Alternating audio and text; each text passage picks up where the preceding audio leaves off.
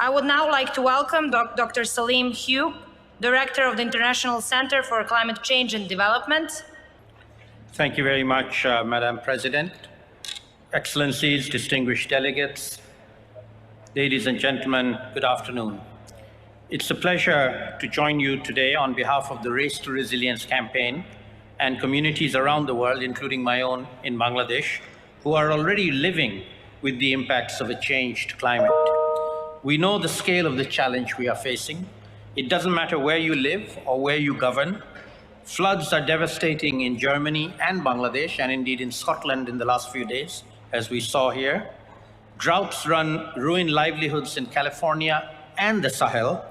Extreme heat is already a reality for most people and is proliferating. That is my first message. Adapting to climate change and building resilience is a call for everyone, all countries, rich and poor. It is also why it is so important we place adaptation and resilience on par with mitigation in terms of actions and investments. It is adapt or die unless we take action now. My second message is about the frontline communities who are the most vulnerable to the impacts of climate change. We do not have the luxury of waiting, and we are already leading. Let me give you an example from my country, Bangladesh, which is one of the most vulnerable countries to the impacts of climate change, with a very low-lying coastal population already feeling the impacts of salinity from sea level rise. But they are not sitting idle. They are taking actions. Farmers are growing salt-tolerant varieties of rice.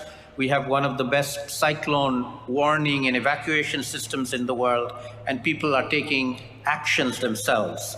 We need to build on these stories, and there are many, many more in other vulnerable developing countries where we can share knowledge and support locally led adaptation to climate change. The good news is that this is happening. To support the efforts already underway by non-state actors, the COP26 president helped launch the Race to Resilience. This has mobilized a global coalition of partners who are taking action to build the resilience of urban, rural, and coastal communities in over 100 countries. Their actions will reach over 2 billion people who are exposed to climate hazards and help regenerate systems of nature which are vital to both mitigation and resilience. But underneath the big numbers, though, there are many stories like the one I just spoke of in my country, Bangladesh. So my second message is that we all need to support these efforts of the bottom-up, local level actors and adapters, to finance them, to give them the necessary skills and support to reach them so that they can be the agents of change themselves and not just depend on charity from others.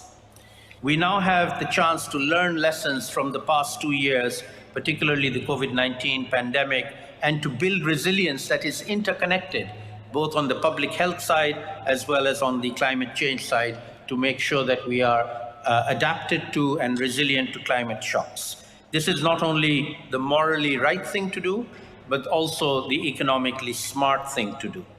So, delegates, I'd like to leave you with one closing message, a last word. I was asked to think of what my last word would be, and my last word is the word gobeshona. It is a Bangla word in my language. It means research, but it also is the name of an alliance of local level adapters, not just in Bangladesh, but in many other developing countries, and indeed in developed countries which are also suffering the impacts of climate change. It's an alliance, it's a network, and I would invite you to learn the word and to get to know more about it.